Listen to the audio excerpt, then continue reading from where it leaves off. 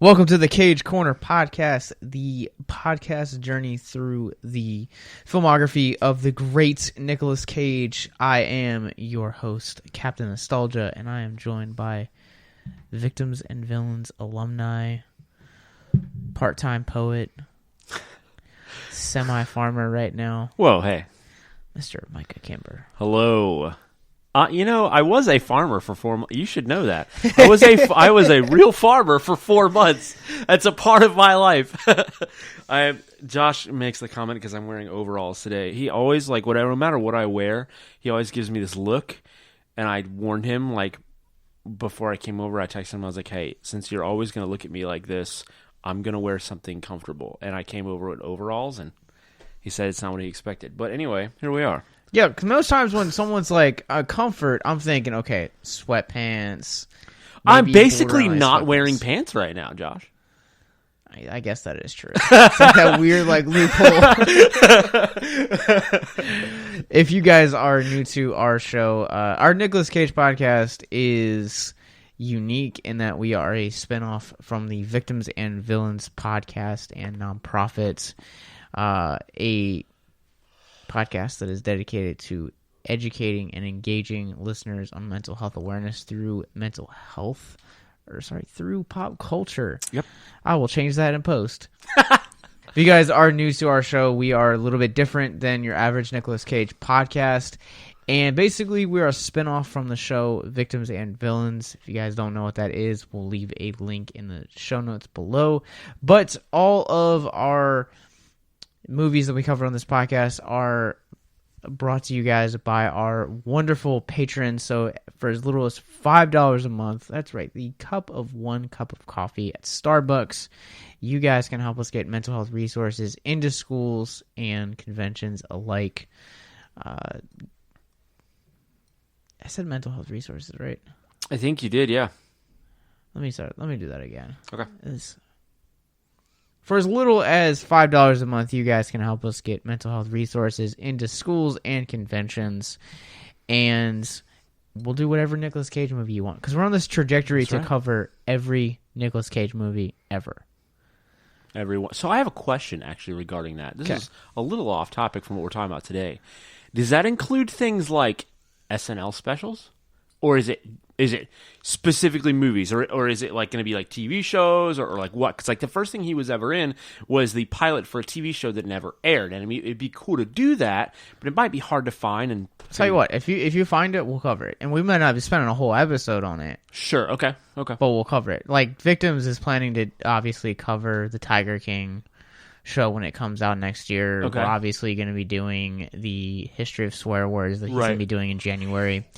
And just one more thing to our listeners. If this ain't the best Nick Cage podcast, then my name ain't Nathan Arizona. Yo!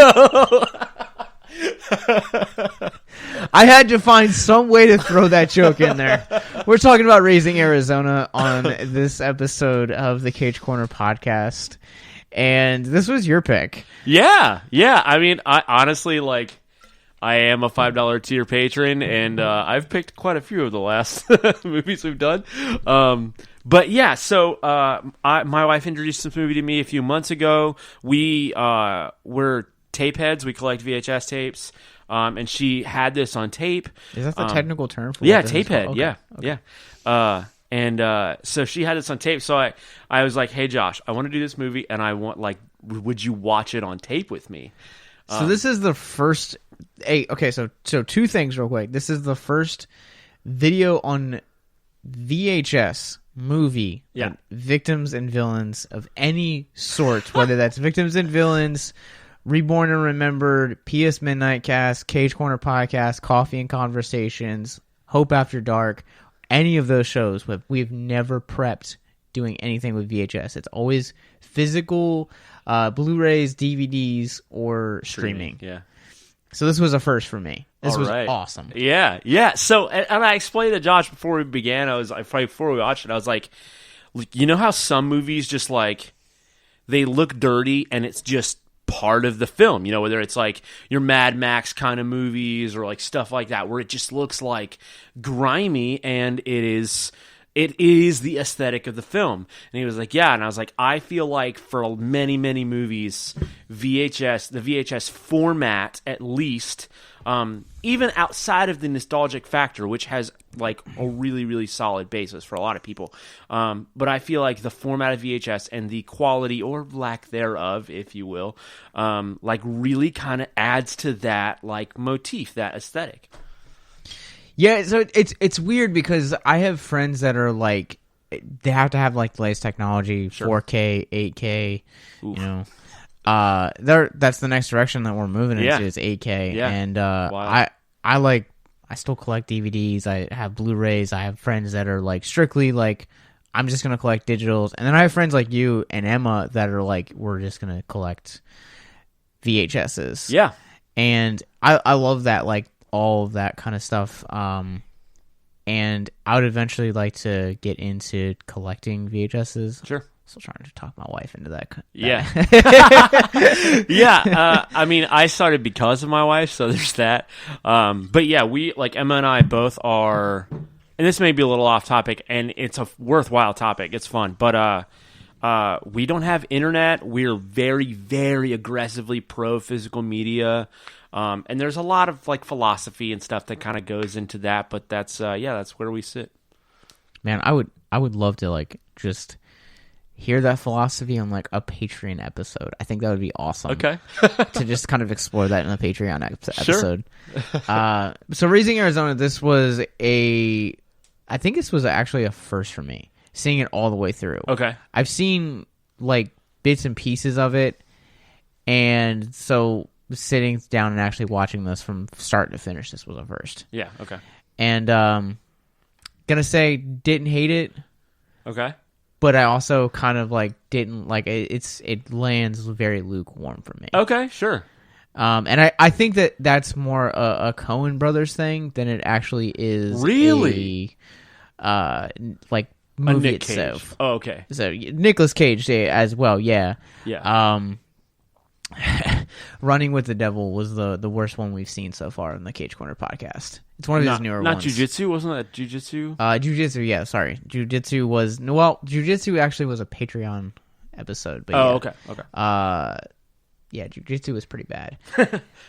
But this one, I had never seen a Coen Brothers movie up till probably about 4 or 5 years ago. Okay. A friend of mine was like, his favorite movie of all time is Fargo. All right. And so we watched it. And I really ended up liking Fargo. And then I ended up seeing one of their like newer movies. I think it was like Hail Caesar or maybe even Big Lebowski, and I didn't really care for it. Yeah, I've never I don't hate Big Lebowski. I don't get the hype. So like, yeah. So like to me, like the Coen Brothers, like I would equate them to someone like Quentin Tarantino, where I feel like sure. you have to have like. You're going to have your diehard fans, and then you're going to have those that hate it and like kind of don't understand the hype. And that's kind of where I land for like both of those filmmakers. Yeah. I mean, that makes sense. I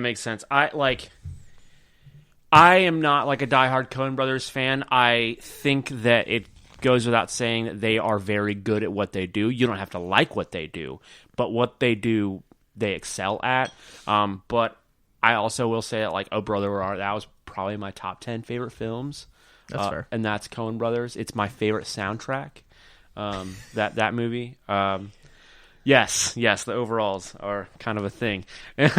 Nod to that. Anyway, it's like you just like saw that in little Micah's like, that's what I want to be when I grow up.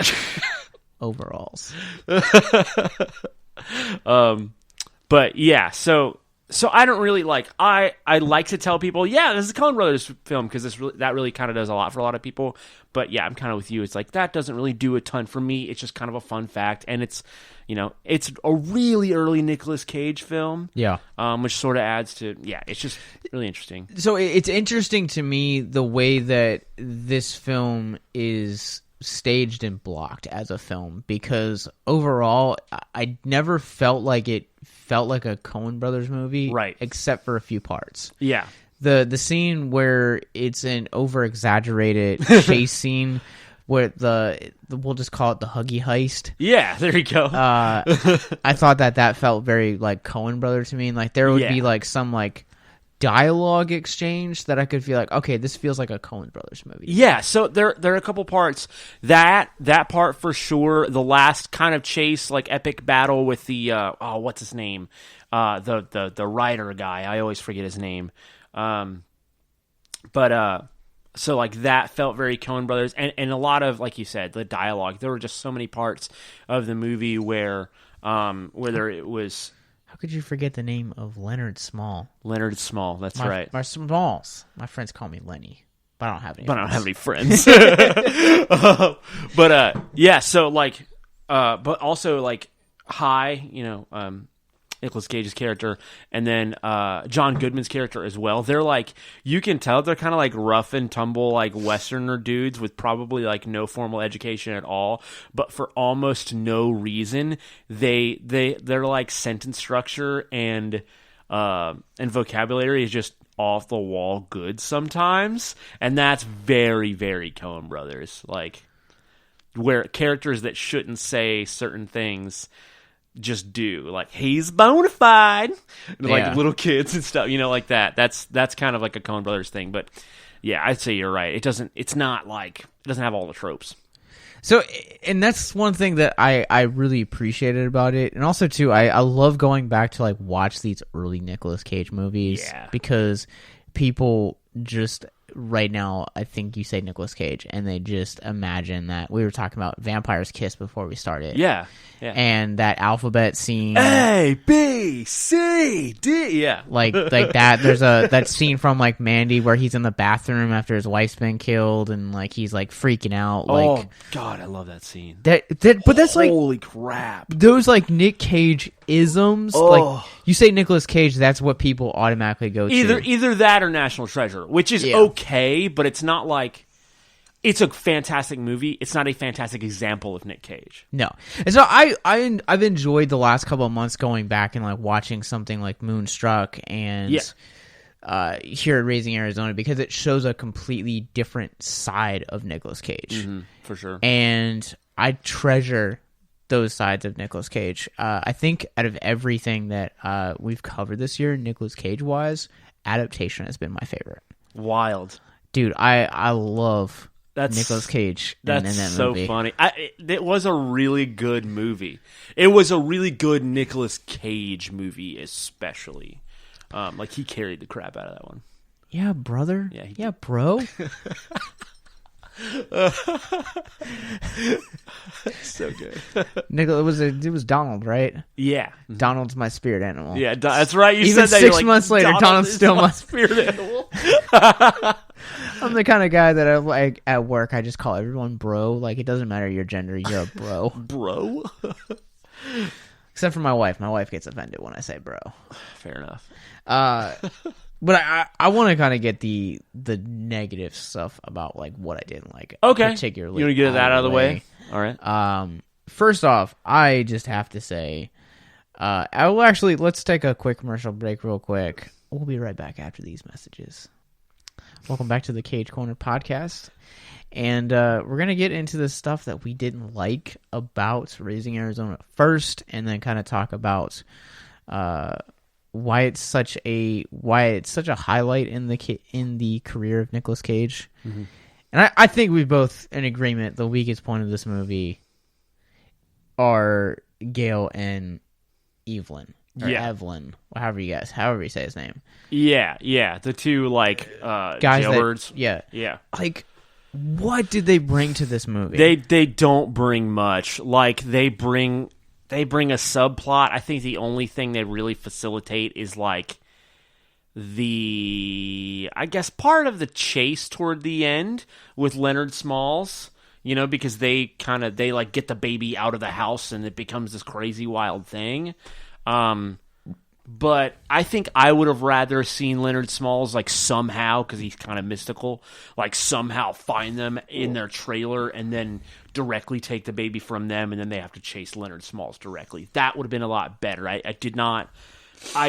can't stand those characters really. They have some cool dialogue and some funny moments, but yeah, they were just whatever. So this is how I thought originally their arc was gonna end. Okay. So there's a scene where Leonard Smalls gets into the town, and they're like the cops are kind of like gathered around the hole where they escaped prison from. Yeah.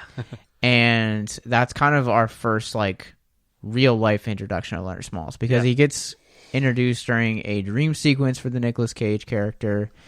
And I really honestly thought that both of these characters were introduced as a means to kind of almost be a red herring for Smalls. Okay. Yeah. So that, you know, he was going to basically take them and say, you know, hey, these guys were the ones that stole your baby. And then Nicolas Cage, Holly Hunter, and the baby, Nathan Jr., we're going to go off and kind of like live a happy life. Yeah. And it's kind of disappointed when, you know, they're basically here to eat cereal, drink beer, and piss off Holly Hunter's character. Get that, and then mess up bank heists. Yeah, yeah, and they just kind of like they overstay their welcome like 2 or 3 times in the film. They get yelled at by the wife 2 or 3 times in the film. Who wears the pants in this relationship? Yeah, and I mean, like, it facilitates some like funny moments and some good dialogue, but there are also a lot of moments where it's just like, why are they redoing this concept over and over again? Oh, and then they're like, oh yeah, and we're gonna take the baby and leave. And it was like, okay. It kind of almost like undercuts Holly Hunter's character as well too, because the love story that her and Nicolas Cage have together. So Holly Hunter's Ed, and then you have Nicolas Cage's H. Yeah, H.I. or Herbert. You only hear that once. Herbert, yeah. And I love the dynamic that they have, because they had such good chemistry. They did. And, like, she's a pretty upstanding citizen because she's a cop. She was a cop, yeah. But, like, they undermine her character and, like, turn her into the wife. Stereotypical, like, wife. Yeah. Yeah, like a very negative stereotype of the wife, yeah. I would agree with that wholeheartedly. And which sucks, because I love Holly Hunter in this. Same, yeah. And like, I just don't like the scenes that she has with Goodman and the other actor. Yeah. And that really sucks, because like Goodman goes on to have a phenomenal career. Sure does, yeah. And so does Holly Hunter. And I love Holly Hunter in this movie, and she's just kind of reduced to, like you had said, like stereotypes and archetypes that we unfortunately have to go through. Yeah. Yeah. I mean, I think she comes back around. I really do. Like, I like her again by the end of the movie. There are a lot of ups and downs. There are a lot of weird moments with High and stuff, you know, but yeah. Those, and it's those two characters. Not even necessarily blame like her character per se. And you got the weird like swingers. Okay, but they like that was as cringy as that was. Like, they facilitated, like, definitely facilitate certain aspects of the movie. They added like a lot more desperation, because like, you know, that's how High gets fired, is like he punches the dude in the face, and they're like kind of, you can see there's kind of like a mental emotional turmoil, because they're seeing like these quote unquote like nice people, and their children are like terrible, and they're just kind of reinforcing that behavior. And so you can see kind of them like having these like regretful moments of like, oh man, we got to be responsible now, you know. And let me just say, like, Dot is a terrible mother. Terrible. Like, who loves a kid for as long as you can cuddle them? Like, that's not how parenting works. Yeah, that's not good. Nope. And then you had Glenn, and he's like, yeah, you know, you're looking for a little excitement? Let's say we wife swap. Do a little swinging. Yeah. Ugh. Oh, it's weird. And then he punches him in the face. And then he lands like 10 feet away. So, okay. Are you done talking about negative things in this movie? Because, I mean, like, okay. Because I love this movie. I mean, I don't have like too much like terrible things to say about it. Those two characters, those two like jailbird characters, but they brought that movie down immensely for me, because you spend so much screen time with them. Yeah, and like that screen time that I feel like I would have liked to see a little bit more from like Leonard Smalls, Yeah. or kind of to like flesh out the dynamic a little bit and keep the running gag with like Dot and Glenn going. Like anything else but those two would have characters. been better. Yeah, for sure. Yeah. Yeah. Okay, so something I love about this movie, and it didn't hit me until we were in like the third act. And like I said, this is my at least second time seeing this film. But this movie's shot like a cartoon. Like, there are so many little moments. I just said one where he punches him in the face and the guy ends up 10 feet away. There's that moment where they're swinging Nick Cage's character around, and all you see is like his legs and the room spinning. There's the moment where Smalls catches a fly with his bare hands. There's a moment where like Nick Cage like pulls the pin out of the grenade and the guy's like has a pause before he explodes. There's just so like he punches Nick Cage in the face and his only reaction is to spit his tooth into his face. It just like it feels like it honestly feels like Wile E. Coyote. I'm surprised you actually forgot like the one that is like the most famous scene from this movie is where it's during the Huggies heist.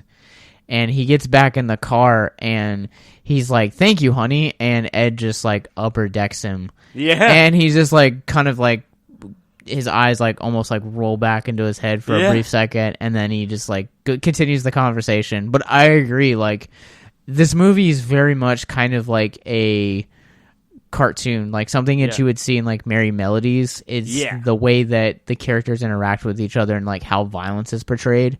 And I think it's a smart way to do that because it welcomes more viewers and it makes this movie feel accessible, more family friendly in it that does. sense. Yeah, it really does. And it's also like, I feel like I've seen movies that are not realistic, and the whole time you're just going, that's not realistic. And there's also movies where like movies that are very, very slapstick, and it's just kind of not funny because it's overdone. And this movie somehow like beautifully bridges the gap between those 2 points where it's like you never worry about the lack of realism. You never are tired of like the silly little antics and like dumb punches and stuff. Like it's just fine. It just balances easy. It's fun. It's silly. Like the music fits it well. Like there's like this silly like yodeling almost banjo song where they're like running around getting chased by the cops, and like it's so fun. Some of this music reminds me of like stuff that I would later see, like grew up on watching SpongeBob. Yeah. Like, and I know it's such a weird like comparison to make between the two. I mean, think about how many moments in SpongeBob feel or look like Westerns. That's a good point. And this movie, like, is basically a spaghetti Western. I can see that. It pretty much is. It's pretty much like a cross between, like, a spaghetti Western and, like, a kind of, like... slapstick comedy. Yeah, I guess slapstick comedy. I was going to say, like, it's not necessarily post-apocalyptic in nature, but that sort of, like, desert chase film, you know?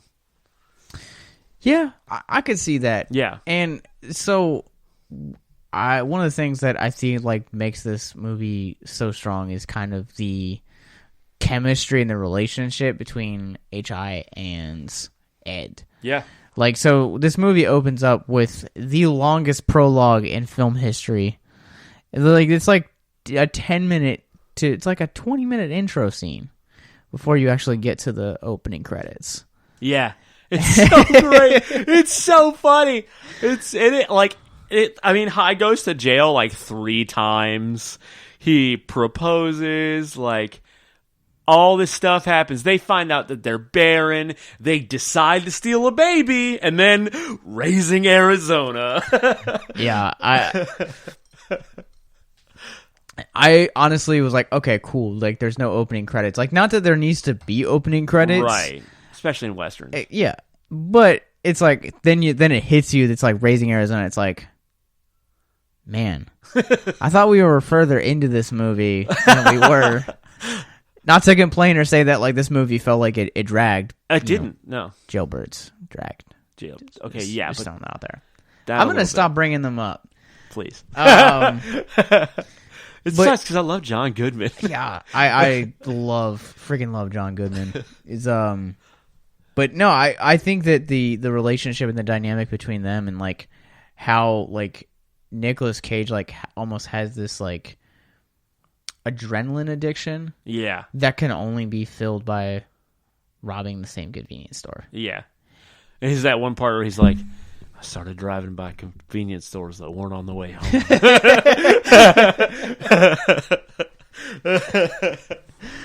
But it's like, we're both Christians. Sure, yeah. And can confirm. There's is it Samson with like God told him like very specifically, hey, you can't do this, this, and this, and so like he would always like get as close as he could without breaking that commandment. And that's almost kind of like what Nicolas Cage does at a point. Yeah. And Holly Hunter character sends him in to go get diapers. The best scene. And this was my favorite scene in the movie too. Yeah. Where he like goes in and like the camera sees him grabbing nylons and Huggies, and then it just like is a close up shot on like his like belly button, pulling away his jacket to reveal what is later to be revealed an empty gun. And then he just like he goes on this like heist, and it's like this like 10-minute amazing sequence. Amazing, yeah. That's one of the things I will say that the Coen brothers are phenomenal at doing, like sequences like that. Yeah. Yeah, and they're really so intentional about like tiny little shots that just aren't necessary, but they just add so much. Like you said, like there's like a 2-second shot of nylons, 2-second shot of Huggies, 2-second shot of the revolver, and then it's like boom, the most intricate scene in the movie. And all of those little details, like they all culminate together. Yeah. So as that particular sequence is going, you have a 17-year-old like store clerk that has guns that's going, and then you have the cops, and Nicolas Cage ends up in a yard where a dog breaks off the leash, and it's like a massive attack dog, and then somehow like the next sequence it's like 8 attack dogs, and then he like ends up in a grocery store to actually get more Huggies because he had to drop them off. And then he like the butcher or someone was like starting to shoot like shotguns at him, so then he has to like run out the back, and so Holly Hunter finally comes to get him, and when she goes back, like they go to take and go grab the Huggies again. They drive back. Which is such an amazing sequence. It is. It's so good. Something else I love about this movie, and you may disagree with me on this, and that's fine. It's not a big point. But, like, the movie doesn't feel aggressively, like, to period. Like, when I'm watching this movie, I'm not like, oh, yeah, this was shot in 1986, 87. Or, oh, yeah, this is shot in the 80s or in the 90s. Or, oh, yeah, this is pre-modern. I never think that once. Like, sure, you don't see cell phones or flat screen TVs, but anything else you see in the movie, like a quote-unquote modern family or a commercial or headlines or even some of the cars and, like, and maybe it's because of where it's set, being in a desert rather than in a city, but like none of it sort of removes you from one time period and places you in another. The movie feels very, in kind of a weird sense, it feels very timeless. It feels very non-specific. Yeah, that's something that I will also comment on. It is a large portion of that comes from the intentional of the costume design. Okay. And like the character designs of that, because there's a very conscious choice not to show, like, I think there's like maybe 1 or 2 scenes with like 80s technology, but like a large portion of it, like you're just not seeing anything. Like if we're communicating news or something that needs to be communicated to the characters, it's through newspapers, it's through print. Yeah. And you'll see a commercial, but you won't see the tube TV. Yeah. Yeah. And that's something that I think that this film does really well. Yeah. And I think it's also kind of it. So my problem, another thing that I would say that like is weird, a complaint, but just for me as like a viewer, sure, like being unbiased, like again, like I didn't this film very lukewarm for me. Okay, sure. And I think a large portion of that kind of goes might even be that timeless quality. Okay. Or it might just be the desert setting that it goes through, because like I kind of place this film in like the same thing as like say a Tremors, where Don't you come at my favorite B-rated horror movie as a kid. let me finish. Let me finish. Like I'm always like entertained by Tremors, but they're never movies that like I want to seek out and like rewatch. Like I'm satisfied with one viewing. Okay. That's fine. How often do you go back and rewatch movies? Dude, I've seen those movies, 1 and 2, 10 plus times in my life. I love the first two. I can't remember the third one as well, but it was okay. I don't want to talk about the fourth one, and the series did not deserve to be canceled. They're still making them today. The series? The Sci-Fi Channel series? Oh, no, like I thought you talked about the film series. Yeah. No, the series.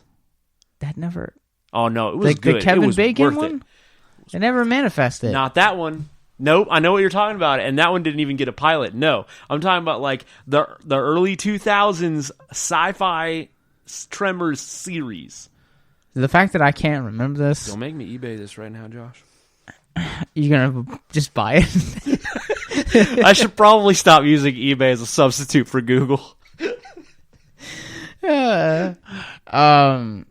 But I do admire like the costume design. I think it's really well done throughout the course of this. Like these characters have like very specific styles that are like almost exclusive to them. Yeah. And that's something I always like about character design, because in movies, like when character design is very specific to a character, it makes those characters feel almost a bit more personal. Yeah. Yeah. That's very true. Like you have Holly Hunter's character is pretty much always wearing something high-waisted, and like High is always wearing like literally desert tones and like stuff like that. I love the character of what's his name? His name is like Arizona, the guy, the salesman guy. Oh, Nathan Arizona. Yeah, Nathan Arizona. Thank you. Gosh. He's always wearing like a real bright colored jacket and stuff, and he's always like, I just think of The Office where it's always like, yeah, Bob Vance Refrigeration. Like he's always right there with that delivery. That's a good point. Like Nathan Arizona is and we get that scene too where he's talking to the cops and he's like, "What, am I a suspect?" He's like, "No." He's like, "Wasn't your name like something originally Nathan what was his original? It was like something like Oh, sorry. It started with like an H. It was not pretty. It sounded kind of almost like either like Italian or like Greek. Yeah. And he was like, "Would you buy furniture from Unpainted?" And then he gave the name. Yeah. It's like, no. No, you wouldn't. I love that character. What a great character. Man, there are a lot of Tremors movies. Man, I missed like at least 2. Sorry. Yeah, they're still making them. What? Yeah, they're still making them. What do you want to talk about next? I don't know. I love this movie. It's weird. It's like I feel like I could talk about it a lot, but I'm also like so content with this movie that I'm just like, yeah, it's great. Go watch it. I don't know. You have to do some editing here. Yeah. When we finally figure it out, I'll count it down. Do you need to touch on themes of mental health? I think I could. You made a great point about like the adrenaline chasing thing. Holly Hunter's, being barren. And, yeah, and then like needing responsibility. Yeah. Yeah. We could talk about both, so I'll count us down in 5, 4. So, obviously, this is the Nicolas Cage podcast. Sure. And so we have to talk about Nicolas Cage in this movie. Yeah. And how do you feel like Nicolas, like, this being... Didn't you say that like this is like his 9th or 10th movie? Yeah, 9th movie. Yep. How do you think he does? Awesome. Yeah, I mean, I think he does great, and I try, whenever we do this, I try not to have a bias because I just like think Nicolas Cage is a blast all the time. But I think he really he nails the accent. He is consistent the whole time. He is like, I know a lot of people seem to think that like Nicolas Cage is the same person or character in every single movie, but this movie, like, he just has like, he is animated like he is in a lot of other movies, but I really feel like this character he just has a certain way that he moves and stuff, and it's just like he really owns the high character really, really, really well. The vernacular they wrote him with and everything. Yeah, I mean, I think he does great. I think his hair is just top notch. It's so good. What about you? I agree, but I would say that he looks better in the mustache than he does in the hair. No, the mustache is part of the hair. I'm gonna call it the mustache in particular because he just rocks it. He does, though. He owns that thing. And but I definitely think I love the kind of like that duality that he has with, you know, wanting to be one of the guys, but also wanting to be a responsible husband. Yeah. And that is something that like I've struggled with in my own marriage. Sure. And so like it's definitely been something that like I've gotten better at doing and like being more intentional about like running things by my wife. So it's like, okay, I'm going to check with my wife and make sure that like we don't have anything going on this day, and like, and just kind of like being respectful of like our time together and making sure that like my wife is a priority. Yeah. Even if that makes me look like a doofus in front of the guys. Sure. I will say, like, there are certain points that like I'm not sure if it's necessarily that he wants to be one of the guys, because there's times when there are other like like there's other guys around, you know, characters you see in passing, his coworker or boss or whatever. And he's different. I think a lot of what it is, and you mentioned it earlier, like that sort of adrenaline chasing sort of attitude that he has. And it's like these guys are like, they're from prison. They just busted out of prison. They remind him of a different time in his life, a time where like that, you know, he was pursuing that adrenaline rush and things like that. And a time before he decided to settle down and like marry the woman that he'd fallen in love with, which is completely and totally fair that he did that. But now, yeah, he's sort of struggling with this idea of like he misses the adrenaline rush. And so I would even make the argument that there's a bigger root. Sure. So like the adrenaline is kind of like the root, but there's like a larger picture. He's just kind of like looking for happiness. It kind of almost seems like, because you know, typically people that are holding up convenience stores are doing it for a purpose, right? Whether that is a psychological purpose, a financial purpose, like there's always a purpose. And it kind of seems like the more that we get to know H.I. throughout the entire course of the movie, it seems like he's a decent guy that has a really good heart. Yeah. And he wants to do the right thing, but also in the process, like he's looking for, you know, happiness. He's looking for something, and you kind of see that as he's making that transition from like prison to, you know, wanting to be this loving husband and provide for his wife. And then once you have Nathan Jr. kind of enter the picture, it's like he's looking for something more. Yeah. And he strikes me as one of those guys that kind of like often gets bored. Yeah, for sure. And so like there's a bigger root issue there that's like, it's just like sticking food down a garbage disposal. Like it's just like it's continuous like hole. Yeah, it's going into a bigger hole. Yeah, and you're just trying to fill it. I think it's just like the movie kind of like speaks a lot to the idea of like purpose or lack of purpose. You know, where like after he got out of jail, like he marries this girl, you know, and then it's like that's great, and then they couldn't get pregnant.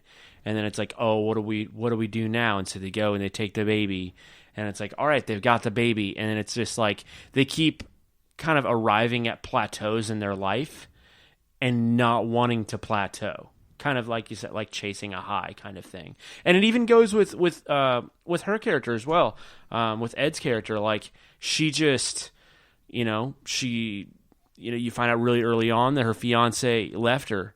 You know, and that sucked. And then here comes High, and they get married, and that's great, and everything's great. And then they can't get pregnant, and then she loses herself because she can't get pregnant, so she quits her job, like, she forsakes house cleaning, like whatever, and then she becomes a mom, and then it's like she almost just changes from being like wife and wanting to be a mom to just like crying in the car with a child going, I love him so much. And like it's funny and it's great, but there are just so many times where she just kind of like she just sort of plateaus and she only focuses on what's directly in front of her that she cares about until she gets it, and then she sort of like seems to like lose faith and interest in high and stuff when things go really, really bad. And I mean, again, like the movie turns around really well in the end. I don't think that I think the ending is really satisfactory, but you see that sort of consistency is just like this lack of purpose with the two main characters. It kind of almost seems like H.I. and Ed kind of like built this marriage on the fact that like he was kind of like the bad boy, forbidden fruit. Sure. And like I think that there's a lot of stories that we've seen portrayed in film, television, books that kind of have that forbidden fruit desire. Yeah. And Jess and Rory. Yeah. But the thing about it is like if that is kind of what the foundation that you want to build your marriage on, it will crumble quickly. Right. Exactly. Yeah. And I think that's you're not wrong. And then like they tried to focus their marriage around like being parents. And it's like, hey, being parents is a great aspiration, but if you're not parents, that doesn't mean you have nothing. It doesn't make you purposeless. You're still married, like there's still that satisfaction to be had. Yeah. Like one of the things that I will say too, like being married I've been married significantly longer than you have. Most I hit 9 months on Monday. So one of the but you guys have been together for a while though. Yeah, that's true. And so one of the things that my wife and I have, we just want to make each other happy. Sure. And like I think that she doesn't like Nicolas Cage. No. That's why I have friends like you. Thanks. But you have like these like you have to have these moments of like that's what the dating process is like. Yeah. And that's why it's there is to get to know that person to build that foundation. Yeah. And they really had no dating process. No. They had her taking his picture. And he just like there's a scene in the beginning where it's like his like third time in jail, and so he's like fingerprinting her and like their hands meet and he just kind of like slides a ring on that chick. I bought it, I promise. Yep. You can make temporary tattoos of so many quotes from this movie. Yes. They have to be temporary though. Yeah, yeah. I was gonna say that.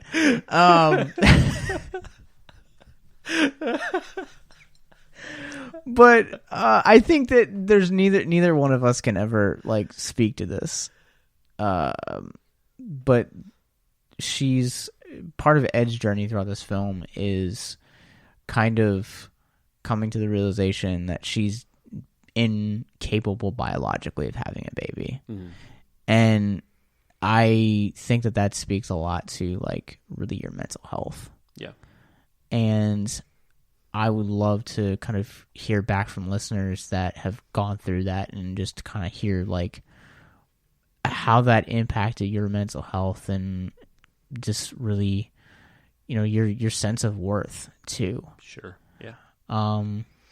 Because I think that we kind of see a little slice of that with Ed in this movie, but we don't get what, obviously it being an hour and a half movie, you're not going to get this like really prolonged do it because I think that... What if we got a sequel? It's just like the prequel of like what life was like, just finding out that she was barren. Yeah. And, kind of like... how you as a husband, like what does that do for your mental health? And like, it's, I feel like I can't speak on it, but like it does. Sure. That's fair. it is something that's a very predominant theme, because if that doesn't happen, then you don't have the rest of the movie. Yeah, that's true. I love at the end, like, this movie is not necessarily about hope, but they do the right thing in the end. They return the child, and Nathan Arizona is like, well, hey, like, sometimes you just got to keep trying and hope medical science catches up to you. I mean, that's what happened to us, and like, we came out in spades in the end, kind of thing, because they ended up with quintuplets, and and then there's like that dream sequence at the end that High's character talks about, where they kind of end up being grandparents, and they go the distance, and I think, like, while the movie's not necessarily about hope, the end is very, very, very hopeful. It's very optimistic. Yeah, it's very optimistic, exactly. And I think that, like, seasons like that where you kind of get news that's like great. Maybe it's not something like, oh, hey, you're barren, you're never going to be able to bear kids. Maybe it's not something to that degree. Mm-hmm. Maybe it's like getting fired, or getting, evicted, or sure, just a number, like losing a friend, or moving, or just a number of other things like that could fill in those gaps, but always kind of being reminding that, like, this moment right now isn't actually going to be the end of me. Right. Like, there's always going to be something. I just finished Dr. Sleep, the book, today. Mm-hmm. And Stephen King has a quote in there that I love. It talks about how the past solidifies the future, meaning what we do today impacts tomorrow. Mm-hmm. And I think that if you decide to continue to grow bitter, then you'll never get better. Yep. And it'll always... Oh, yeah. You reap what you sow, basically. Yeah. Yeah. Yeah, absolutely. 110%. And I mean, that movie shows that in, like, really little ways, but he was just like, I'm going to turn around. I'm not going to rob convenience stores anymore. And he proposes, and he's good. He never does go back to jail. He's sort of like, there's that sort of repentant sort of attitude, and then the baby gets taken, and he's like, you were right and I was wrong. We're going to go get him back, and I'm going to be responsible, and you were right and I was wrong. And, like that whole monologue. And, and then even at the end, when they both, like, go up there, return the baby, and they're like, we did this. Yeah, the monologue that every wife has heard. Sure, yeah. You were right and I was wrong. Yeah. Yeah. I love, there's so many, like, little scenes in that movie, and that's a perfect example where it's just like, this just feels right. It doesn't even feel like, I'm not even thinking about the fact that people are acting. This is just like the fact that he repeats himself, the fact that he's like throwing his head around and pacing, like, it's just all like, I would do this. And I love the way that particular scene is blocked, where it's like Holly Hunter's character is taking up like almost a half of the screen. Yeah. And you just have Nicolas Cage like panting and playing with guns. Yeah. Yeah. Or sorry, pacing and playing with guns. Yeah. It's so good. It's a really, really well done. I think another great scene in here, and I will kind of walk back a little bit what I was saying earlier. As it, like, narratively speaking, I hate the Goodman and company characters. Yeah. But like you said, like, they do have some like great one-liners, and one of the things is when Evelyn's trying to communicate to Goodman that the baby has made a number 2, and they don't have diapers, and so they stop, and he's like trying to like ask for he's asking a convenience store how to use diapers. Yeah, it's like one of the best scenes in the whole movie. Yeah. He's like, well, do I need pins? He's like, no, man, these are state of the art. They got the little, I don't even know what I they're don't remember called. what he says. Or he's like, how do I put them on? He's like, well, up the crotch and around the waist. Pretty self-explanatory. Yeah. Okay. Also, this has to be brought up. But this has got to be, I'm sure it is, the first of not 1, not 2, but a minimum of 3 movies in which Nicolas Cage stars, where there is a leather-clad biker guy who uses a chain as a whip. Yeah, because... No, 4. It's funny because when he first has this like dream sequence and it's like it's in the future. Yeah. And he's describing Lenny Smalls. He is like basically describing his own career coming into what we covered last month in Ghost Rider. In Ghost Rider. Yeah, he describes himself and it's like, "Oh, okay, so you in 20 years." 20 years exactly, because it's 2007. Yeah, it's a super weird sequence. How did you kind of feel about the character of Lenny Smalls? Oh, I thought he was a blast. Yeah, I thought he was a blast. I thought and like I said earlier, I think Leonard Smalls could have completely did what they tried to use the jailbreak guys for. Much better. If they had omitted them or had them be a much smaller part of the movie, I think the Lenny Smalls character could have handled the execution of that plot device much better. They could have introduced him earlier. He could have taken the child or that kind of thing. And I think it was really, really fun. I think he sort of almost genre bent the movie a little bit. The movie was pretty normal, I think, up until you had this guy who was just riding past lizards. I don't know where, because he shows up 45 minutes into the movie. Yeah, it's halfway through the movie, and he just shows up, and he's this mystical kind of guy who can catch flies with his hand and kill creatures as he drives past them. And I thought it was really fun. Like I said earlier, the movie's not post-apocalyptic in genre or in time frame, but he adds a little bit of that post-apocalyptic desert movie sort of feel to it, and it's really fun. I loved his character. Yeah. I definitely would call him kind of almost a standout in this movie. Sure. And I found myself really wanting more of his character. And I'm kind of sad we didn't get it. But I would think that I would love to also see him in the world of Mad Max. Yeah, sure. I think that he would be a great villain for Mad Max to take on. Yeah, he would just... That'd be wild if that guy just jumped across movies. It's all right, so I have this movie studio idea. You just put a random character like Lenny Smalls, and you just do romance, westerns, action, and he just is almost like Stan Lee for those movies. He just shows up and has a continuous background.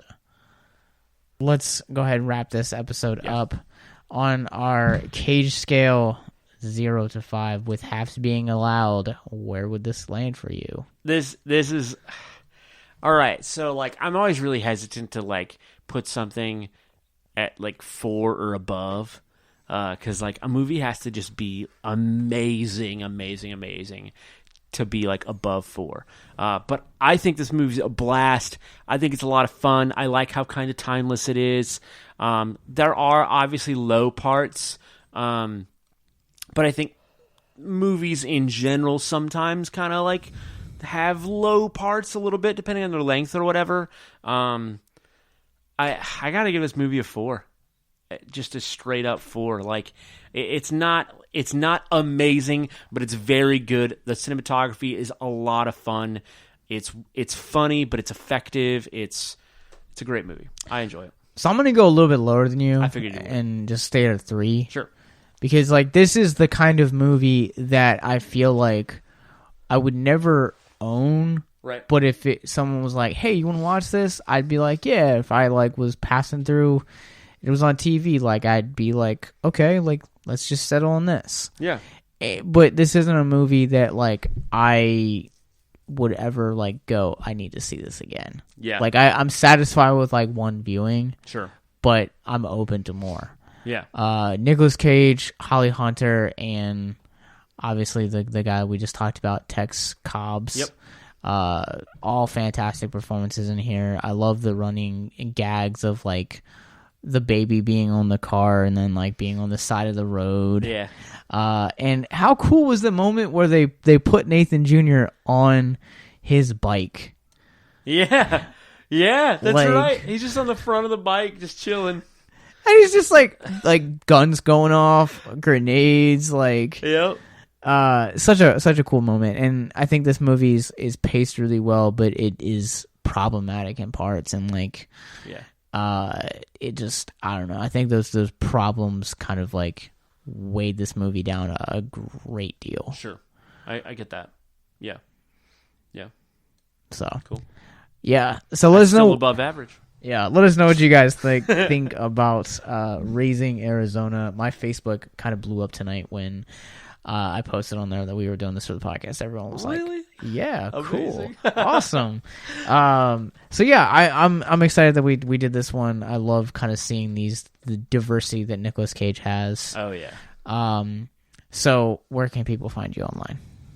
All right. On Instagram, it's Mullet Stash. MULLETSTACHE. That's pretty much it. I don't really use Twitter anymore. Yeah, so just Instagram. You guys can find our mother show, Victims and Villains, wherever you guys get your podcast from: Facebook, Instagram, Twitter, Twitch, and Letterboxd. And you guys can go to victimsandvillains.net, where you guys can get all of that information as well. Yeah, one more thing, just to plug this. I have done spoken word in the past, so if you have Spotify, or I believe it's on Apple Music and that kind of thing as well. It's on a few platforms, so just search. But my name is Micah Kimber, and I did an EP called Create and released that last summer, and it is 8 minutes long, so you have no excuses. Yeah, so if you want to check that out, please do. Please share it. I have merch. I will likely mail it to you for free because I'm tired of having it. So yeah. This is a better question. Is your wife tired of having it? No, it stays in his suitcase. She's all right with it. Okay. Yeah. The suitcase would take up as much space without the merch. Okay. That's fair. Yeah. But you guys can also find suicide prevention resources as well on our website, victimsandvillains.net. And until next year, Yo. keep on caging.